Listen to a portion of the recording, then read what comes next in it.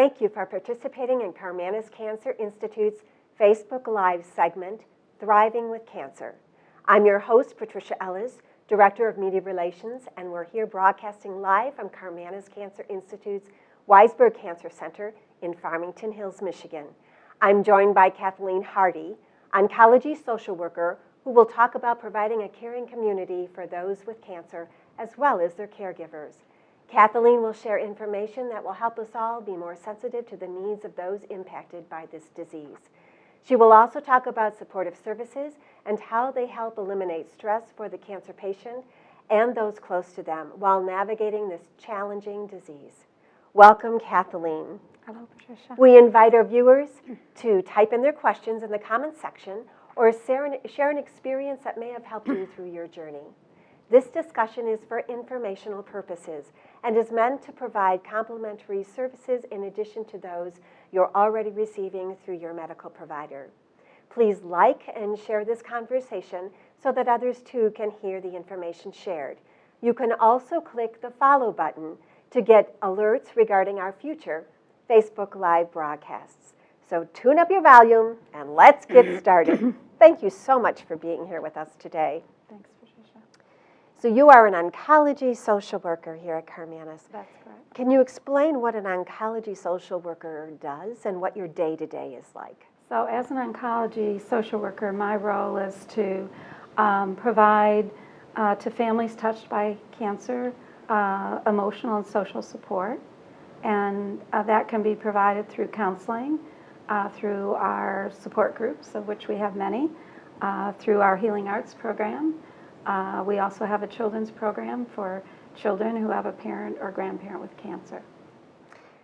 We talk about survivors and co-survivors quite a bit, but for those that might not know, when does somebody become a survivor and what is a co-survivor? Can you talk a little bit about that? So the National Cancer Coalition of Cancer Survivors says that you are a survivor from the time of diagnosis, because there is a lot of confusion, but that's the national definition. And what about a co-survivor? And a co-survivor is means your caregivers, your family, your friends, those people that walk this experience with you. Can you share some of your insight about the emotional journey a cancer patient may go through? It's always different, of course, but if there are some similarities and some of the types of feelings that they may experience. So yes, it's a unique experience. However, there are similarities to some of the things that people go through. So for most people, when you hear that word cancer, it's a traumatic event in one's life. It's an experience most people never forget, that day and time that they heard those words. And so they go through an overwhelming grieving, often, of the loss of their health as they knew it. And that can involve feelings of fear and sadness and uncertainty about the future and anger and frustration and loss of control. Sometimes they feel that right away. Sometimes there's a delayed reaction. And those feelings of loss and grief can come and go throughout the cancer experience, and even for those people that are cured can go into the years after cancer because they're still dealing with side effects. How do you deal with that emotional roller coaster? So one of the women described it really well. So we are kind of living in two parallel universes when we have cancer. One is the feelings of loss, the fear about the next test, the uncertainty, fear of reoccurrence, or are we going to have progression of disease? So there are all these emotions and feelings we go through, or just the losses, loss of financial security or employment or a body part or hair. So we have this on the one side, and on the other side, we want cancer to just be part of our life, not ever our whole life. Right. So we want to live as fully as possible and enjoy our lives and be in the moment. And so a lot of our programs are set up to validate this experience, which is normal and understandable, but also to help us be over here as much as possible, living as fully as possible. Many of us know that when someone we love gets a cancer diagnosis, that the rest of those close to them are also going through their own journey with this disease. Can you talk a little bit about what the caregiver goes through and how important it is to really provide services for them as well, and some of the emotional things that they may be feeling? So cancer doesn't just affect one person, it affects everybody that loves and cares about you. So all those people that are your supporters, family, friends, everybody goes through a sense of loss and grief and worry and concern. They might go through it in different ways at different times, but they're grieving right along with you. They're scared for you. They're worried about, can they measure up to what they're going to be needed to go through, because now they're managing maybe employment, taking care of children, taking on roles that they didn't have before, and then trying to be a support person for the person with cancer. So it can be overwhelming for the caregivers. So it's really important that we take time out to ask the caregivers how they're doing and how we can help and support them, maybe by just offering to take the person to treatment one day, and so that they can have a break that day, or just take them out to lunch, or maybe they want to talk about cancer, maybe they don't, just to be there for them and to make sure that they know we understand that they're going through every bit as much as the person with cancer. That kind of leads me into my next question. We always want to be able to help, but sometimes we just don't know how. Sometimes somebody close to us gets a diagnosis, we don't even know what to say. Can you talk a little bit about what you would recommend, what we should say, what we shouldn't say, what we could do to really help? You talked a little bit about the caregiver, but now perhaps the patient. So I think the most important thing is to value our presence in their lives. So being present is the most important thing. Staying present in their lives, listening to what their experience is like. So even if we've had cancer, that may not be the experience that they're having. So letting them talk, share their thoughts and emotions. There's no such thing as a wrong thought or emotion. Just trying to be present, trying to listen, trying to understand what it's like for them. What we want to avoid is, there's some kinds of help we can all do without. So we want to avoid telling them how to think or feel. So like sometimes and we mean well. I mean, Sure. We have good intentions, but we'll say things like, now be positive, think positive, or you'll get through this, or I know how you feel, or everything happens for a reason. And those things are not too helpful. It's better to just kind of trust that the person will work it through. They might feel very sad and upset right now, but that doesn't mean they're going to be stuck there. But we need to let them be where they need to be. We also don't want to give medical advice. So one of the women in my group said she had colon cancer, and she said in 1 week, people made all these suggestions of what she should do to cure her cancer. And they told her that there was this tea that she said was awful, that would help. Somebody suggested shark's cartilage, peach pits, all these things, these kind of remedies that they thought would help her or cure her. And so the morning before group, she decided to have coffee with a friend. And the friend said, I've heard that coffee enemas could be really helpful. And she said, I like my coffee orally, thank you very much. And then she was able to come to the group, and everybody understood that experience. Yeah. And they all know that people are well-meaning, they love them, they care about them, the intentions are good, and yet it doesn't feel good when you're going through it. Right. Well, very good advice. I know we have a question from Ryan. What do I say when my family member starts talking about dying? So I think it's important. There's not a person with cancer that doesn't think about dying. Am I going to die? A person feels like their mortality is suddenly hitting them in the face, And that doesn't, even if they have a curable cancer or chronic cancer, people think of cancer and they think about death often.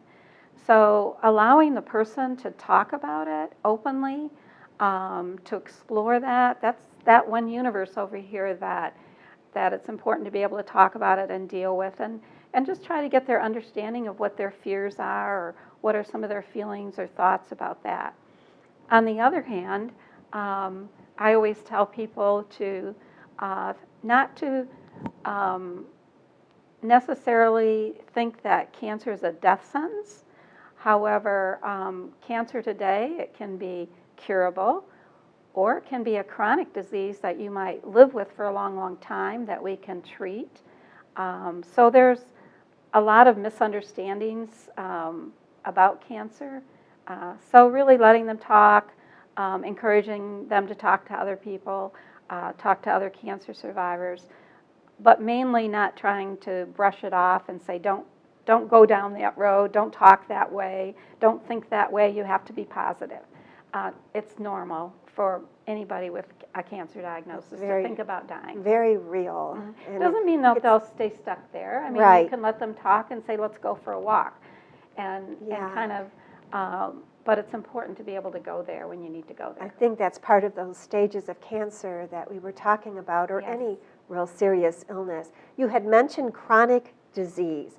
Can you mention a little bit more about, does that mean if the disease is metastatic, but because of treatments it's a chronic disease? Can you talk a little bit about that? So yes, people are living longer and longer with cancer as a chronic disease.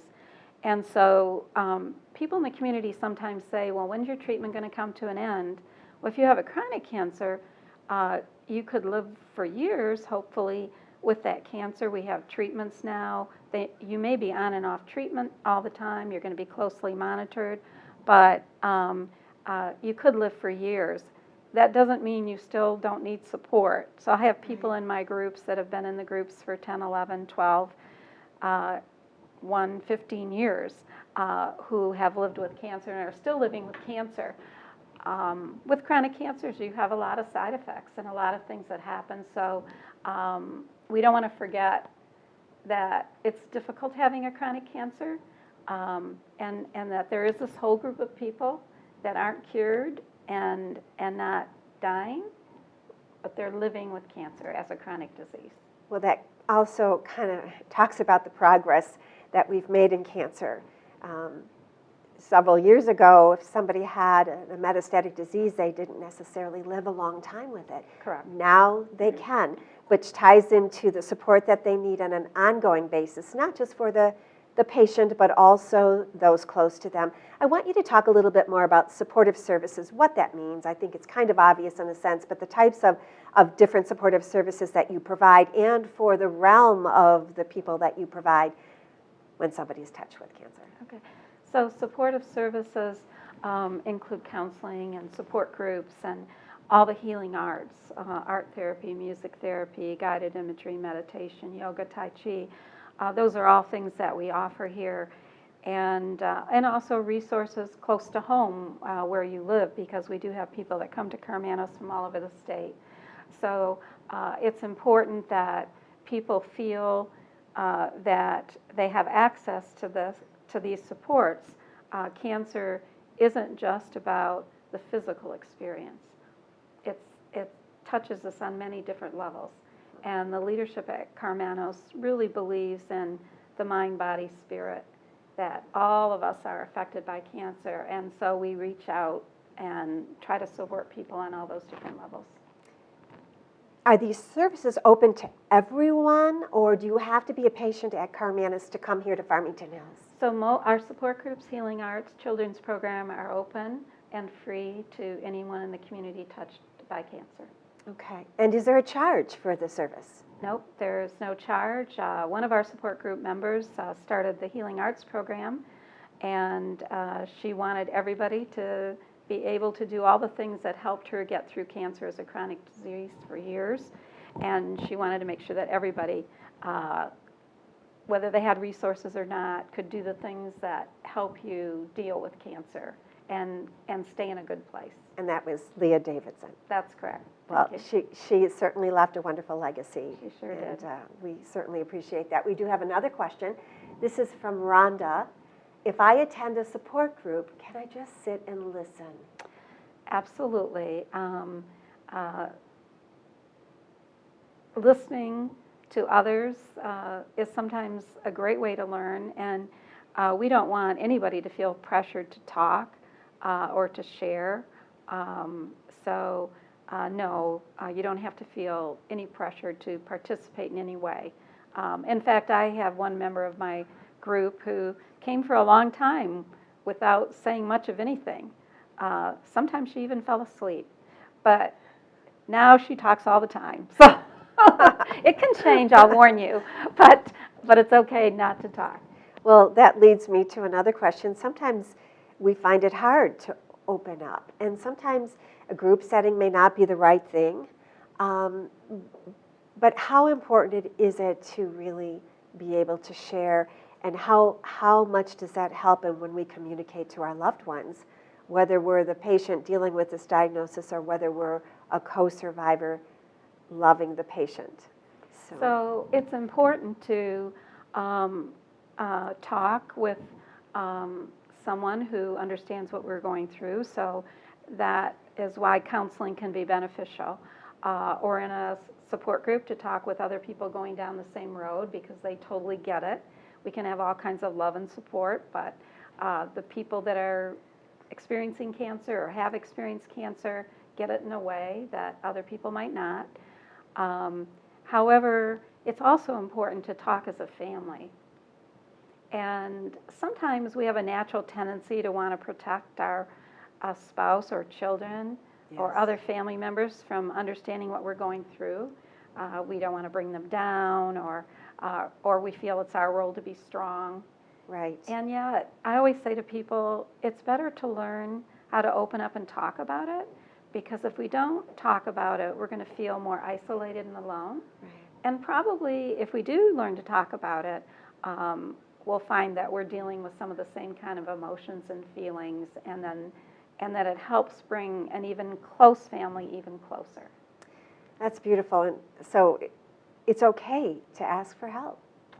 Yes, and it's not only okay, it's really essential, and yet it's a very hard thing to do. So most people would rather be the caregiver, helping other people. A lot of us take care of family members, children, employees, friends, family, and it makes us feel good. And we like to give to other people. However, it takes a village to deal with cancer, and so it is important that we allow ourselves to understand the benefits of reaching out and asking for help and accepting people's offers of help that when we feel they're needed. We're giving them a gift of being able to do something concrete for us. So that's going to make them feel better if they can do something concrete. So if it makes sense, and with a little practice, that actually can get easier, and we can feel pretty good about all the love and support, and just be reminded of all the people that care about us. And hopefully as we get stronger, we can go back to helping other people, but we all need help. Yes. At times like this. Yes. We do have another question, and this is from Dorothy. How can I donate to support groups that help patients and caregivers? So we do have a fund that does support our support groups, and we have a fund that supports our Healing Arts program. And without these funds, we couldn't provide the services. So thank you for your question. And a lot of the people that have participated in these programs give back so that we can continue them and other people can participate in them. So again, everything is totally supported by gifts or by grants or funds of one sort or another so that we can make this available. So if somebody wanted to give a donation or do something to help, where would they go to do that? They would go to www.karmanos.org and press on donations, and you donate to Karmanos, but in the comment section you indicate where you want the funds to go. So it can be, I want the funds to go to the Healing Arts program or the support group program or the children's program, and the money will go directly into that restricted fund, and 100% of that money does go for the program. And so those are programs both here in Farmington Hills as well as in Detroit. I'm sitting here with Kathleen Hardy, oncology social worker at Karmanos Cancer Institute in Farmington Hills, sharing some wonderful information that is so helpful to all of us. I want to talk a little bit more about the support groups. I know several men, and sometimes it's very hard for women to open up. How is it here, and how many different support groups do you have? Do you have some that are special just for men that might have a spouse dealing with this disease, or somebody diagnosed with the disease? So we do have a men's group. My dad had metastatic prostate cancer, and he told me years ago, you need a men's group. So I started one. And it's a phenomenal group. And sometimes the men are hesitant to come into a group. That's not their normal experience to come into a group. Women are a little bit more open to participate in a group. Some of the men in the group would even say I kind of drag them in. But it's my most well-attended group. And I think sometimes people, when they come into a group, they think it's going to bring them down, or they don't want to hear other people's stories, or they'll feel worse. However, the very opposite is what happens. People feel motivated and inspired. So in our women's group, we have a couple women that have had metastatic disease for 11 years, and they're still living a full life. And so those things are motivational.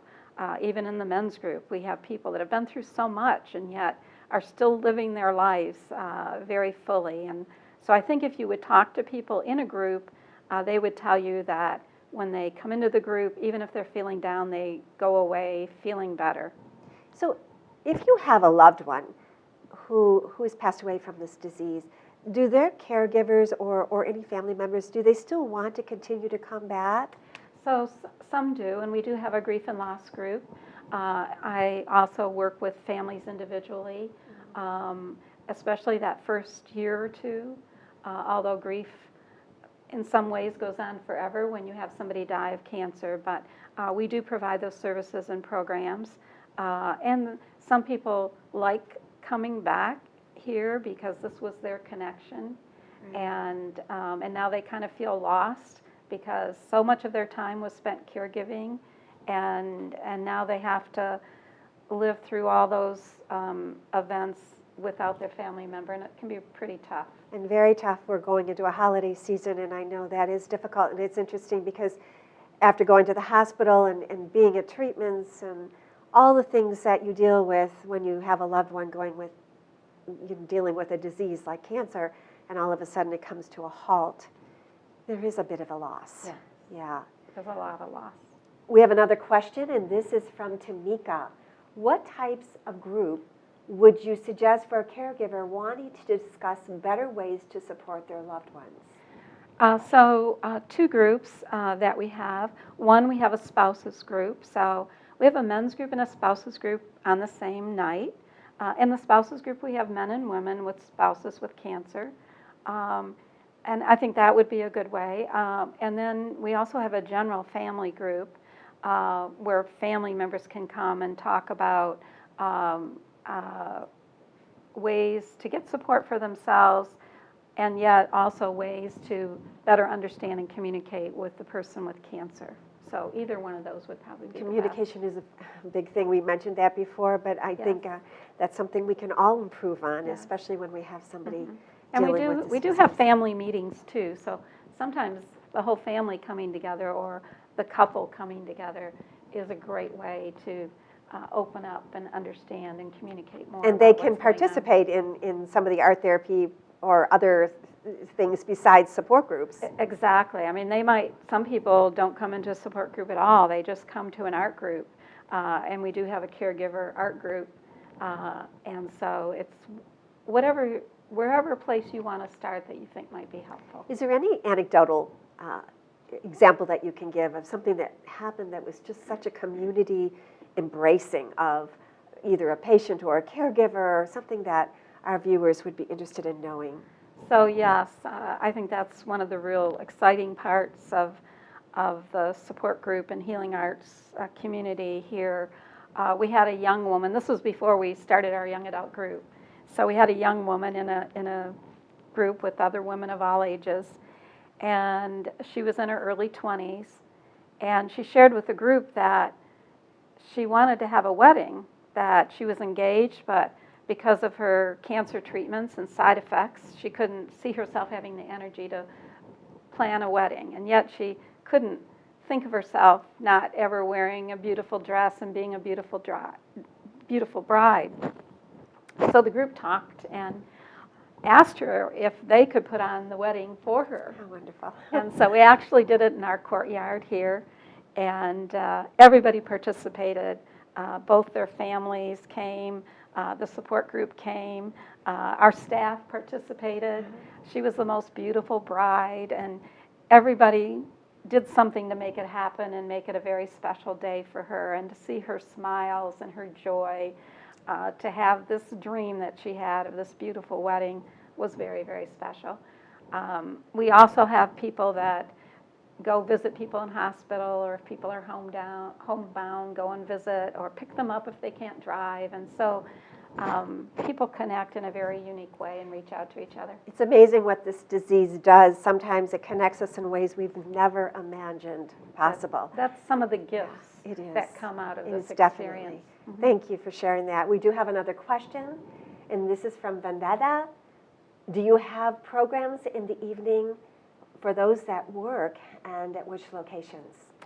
So in Farmington Hills, we do have programming in the evening, specifically designed for people that are working. And so we usually have programs 2 or 3 nights every week, depending on the group. Some of the groups meet weekly, but some meet twice a month, and one meets once a month. So, but we have a lot of evening programming. And for our children's program, we have an after-school family art and music therapy program, which is wonderful. So families can come in after work. We provide the pizza, and the whole family experiences art and music. And we have a lot of grandparents that come and bring their grandchildren. Oh, nice. Because maybe they don't have the energy to do all the things that they want to do, but they want the grandchildren to be part of this experience. So Right. we do a lot here in the evening. We have art programs in the evening.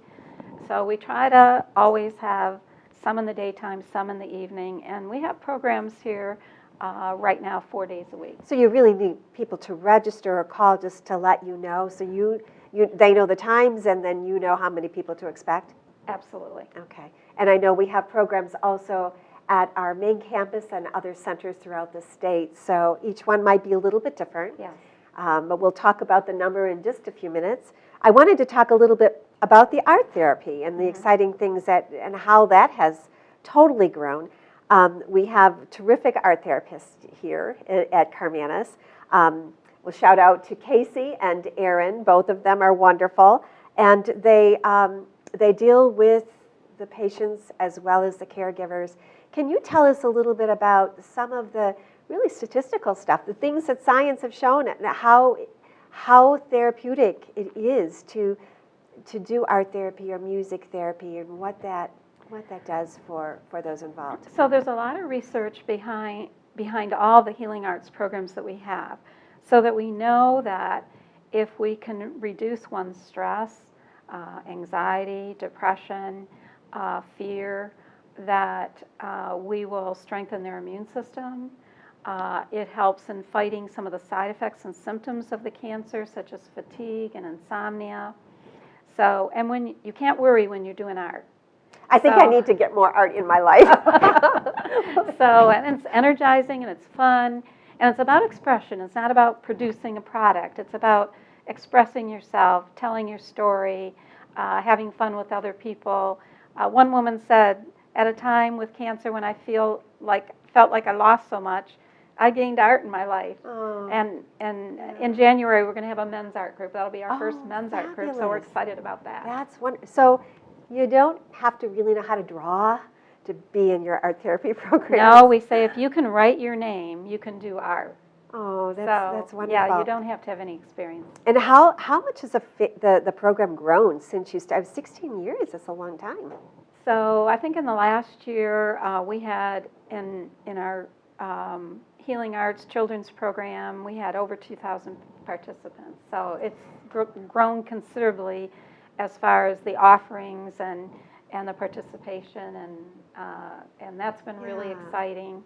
We have a lot of master's level interns that come in from Wayne State University to help us out. Oh, wonderful. And yes, Aaron and Casey are phenomenal. Yep. And we have a fabulous music therapist and a Tai Chi teacher, and we have people that do massage and Reiki and healing touch and yoga. And we just got the best team of people ever. They're really competent, very personable, and really care about what they do here. And you have some of the artwork on display here. We do. And those are patients that or those dealing with cancer as well as their caregivers. Absolutely. We do have a question from Frank. I don't have family support. Is there someone at Karmanos that can guide me through this process? Yes, Frank, I would be happy to have you get in touch with me and help to guide you through the experience. No one should have to face cancer alone or without support, and yet many of us don't have the support that we need. We might have family members or friends that live all over the country, right. and so we sometimes don't have that immediate group, and so that's why our support community is so helpful.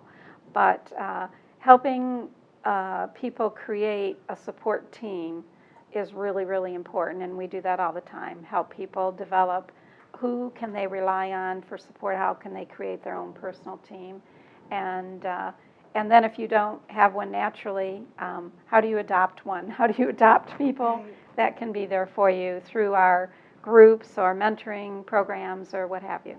Before we went off the air, we were talking about support groups and some of the art therapy and Tai Chi and music therapy and how important that is. And Frank's question, I mean, obviously if you don't have access to those things, when you can form or can connect to a group, whatever that group is, that's a wonderful way of really getting some support going through what can be a very challenging journey. Yes.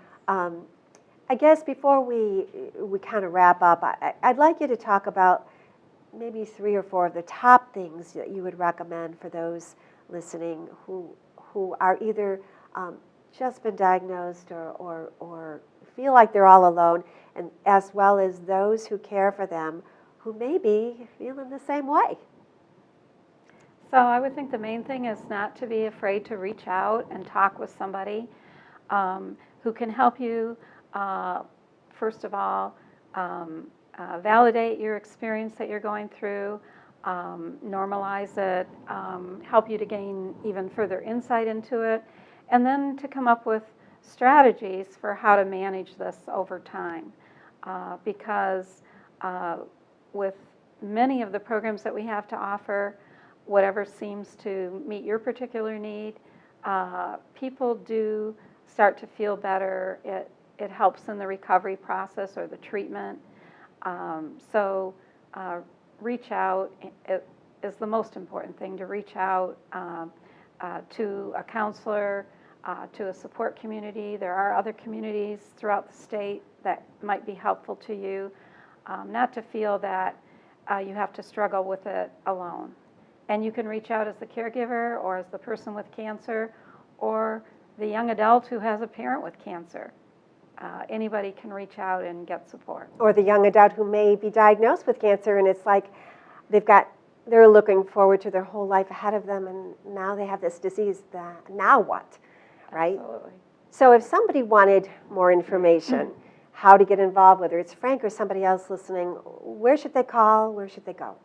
So you can call 1-800-Karmanos, and they will direct you, depending on where you live, to more information about what you might be interested in. You can also go to our website, www.karmanos.org, and it lists, most of our programs are listed there, so you can see what we have to offer. And please, like I said, reach out and get what it is you need. It's always better when you have support. Yeah. We do have another question.